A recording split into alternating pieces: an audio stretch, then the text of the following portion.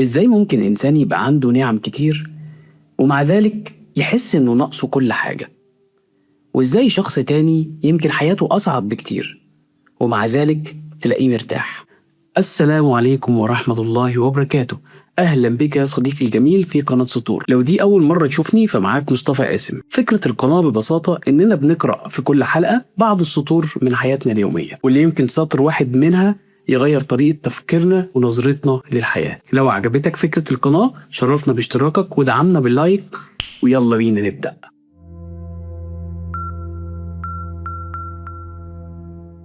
فضلت فترة طويلة بفتكر إن السبب هو الظروف، وإن الإنسان لو معاه فلوس أكتر هيرتاح أكتر، ولو حقق نجاح أكتر هيبقى مبسوط أكتر، ولو وصل للمكان اللي نفسه فيه مش هيحتاج حاجة تانية. لكن كل ما كبرت اكتشفت إن الموضوع مش بالبساطة دي، لأنك ممكن تشوف واحد حقق كل اللي بيحلم بيه ومع ذلك لسه بيدور على حاجة ناقصاه، وممكن تشوف واحد تاني ما عندوش نص اللي عند الأول لكن قلبه أهدى بكتير. وقتها بيبدأ يجي ببالي سؤال: هو إحنا فعلا اللي ناقصنا هو اللي مخلينا مش مرتاحين؟ ولا ممكن تكون المشكلة في الطريقة اللي بقينا بنبص بيها لحياتنا؟ لأن أوقات اللي بيتعبنا مش اللي ناقصنا، اللي بيتعبنا إننا ما بقيناش شايفين اللي معانا. إحنا طول عمرنا بنربط الرضا بوصولنا لحاجة معينة. بنقول لما اشتغل الشغلانة دي هبقى مرتاح، لما اشتري البيت هبقى مرتاح، لما اسافر او احقق الحلم اللي نفسي فيه ساعتها هحس ان كل حاجة بقت تمام. لكن لو بصيت في حياتنا شوية هتكتشف ان ده حصل معاك قبل كده. اكتر من حاجة فضلت تتمناها شهور او يمكن سنين وربنا رزقك بيها، فرحت وفرحت جدا كمان، لكن بعد فترة بقت جزء عادي من يومك. يمكن اول مرتب او اول عربية او اول موبايل اشتريته من فلوسك او حتى اول بيت اشتريته، كل دي كانت في يوم من الأيام أحلام كبيرة، والنهاردة بقت جزء من حياتك. وده مش لأن قيمته قلت أو إنك شخص جاحد، لا يا صديقي، لأن الإنسان بطبيعته بيتعود. وده يمكن من أكتر الحاجات اللي ربنا خلقنا عليها، إننا نتأقلم مع التعب، ونتأقلم مع الراحة، ونتأقلم مع الحزن، ونتأقلم حتى مع النعمة. ولما النعمة تطول معانا ننسى إنها كانت في يوم دعوة أو أمنية أو حتى حلم. يمكن لو رجعت 5 سنين لورا وقلت لنفسك إن الحاجة اللي معاك دلوقتي هتبقى جزء عادي من حياتك مكنتش هتصدق. وده خلاني أسأل نفسي: هو إحنا فعلا مش سعداء؟ ولا إحنا اتعودنا على السعادة لدرجة إننا ما بقيناش شايفينها؟ من فترة قرأت جملة جميلة قوي وأنا بقرأ كتاب للكاتب ديل كارنيجي، فضلت معايا فترة. كانت بتقول فيما معناها: عد نعمك لا متاعبك. عد النعم اللي معاك، ما تعدش المتاعب اللي معاك. الجملة بسيطة، لكن لما فكرت فيها حسيت إننا بنعمل العكس تقريبا. إحنا طول الوقت بنعد الحاجات اللي ناقصانا، الهدف اللي لسه ما وصلنالوش، والحلم اللي لسه بيتأخر، والباب اللي اتقفل في وشنا. لكن قليل جدا لما نقف دقيقة ونبص على الحاجات اللي ربنا رزقنا بيها بالفعل.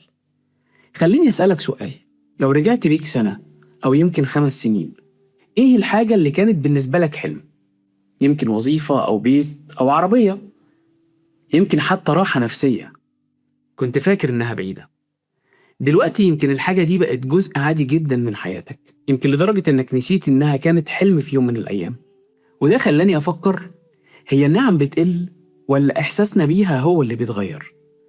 لأن الإنسان بطبيعته بيتعود على البيت، بيتعود على العربية، بيتعود على الشغل الجديد، ولما يتعود يبدأ يبص للي بعده. هو ده شيء طبيعي، لكن الخطير إننا وإحنا بنبص على اللي جاي ننسى نستمتع باللي إحنا فيه. وأعتقد إن دي واحدة من أصعب الحاجات اللي ممكن تمر بيها، إنك تعيش سنين تجري ورا حلم ولما ربنا يرزقك بيه تعدي عليه عادي كأنه موجود طول عمره. يمكن علشان كده إحنا محتاجين من وقت للتاني نقف مع نفسنا وقفة، علشان نفتكر إن في نعم لو راحت يوم واحد هنعرف قيمتها. أنا ساعات بفكر في النعم اللي موجودة في حياتنا عادي، نعمة إنك تصحى الصبح تقوم على رجلك، إنك تسمع، إنك تشوف، إن عندك حد تطمن عليه ويطمن عليك. الحاجات دي إحنا تقريبا ما بنفكرش فيها لأنها موجودة كل يوم، لكن يمكن هي أكتر حاجات تستحق إننا نحمد ربنا عليها. وربنا سبحانه وتعالى يقول: وإن تعدوا نعمة الله لا تحصوها. يمكن الآية دي مش بتقول لنا بس إن النعم كتير، لكن كمان بتفكرنا إننا مهما حاولنا نعدها هنكتشف إن في نعم إحنا أصلا ما كناش واخدين بالنا منها. وأعتقد إن الرضا مش إنك تبطل تحلم ولا إنك تكتفي بمكانك. الرضا إنك وإنت ماشي في طريقك ما تنساش تبص على النعم اللي معاك. يمكن تكتشف إنك كنت بتدور على حاجة وربنا رزقك ب10 غيرها. لكن في نقطة يمكن تكون أهم من كل اللي اتقال، ويمكن هي السبب الحقيقي اللي بيخلينا نحس إن الرضا بعيد. إحنا بقينا بنربط قيمة حياتنا بالحاجات اللي لسه ما حصلتش.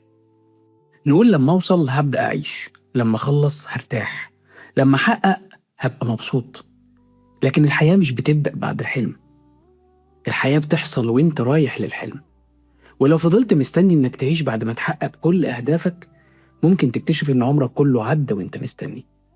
كم مرة كنت مستني تفرح بعد ما تخلص حاجة معينة؟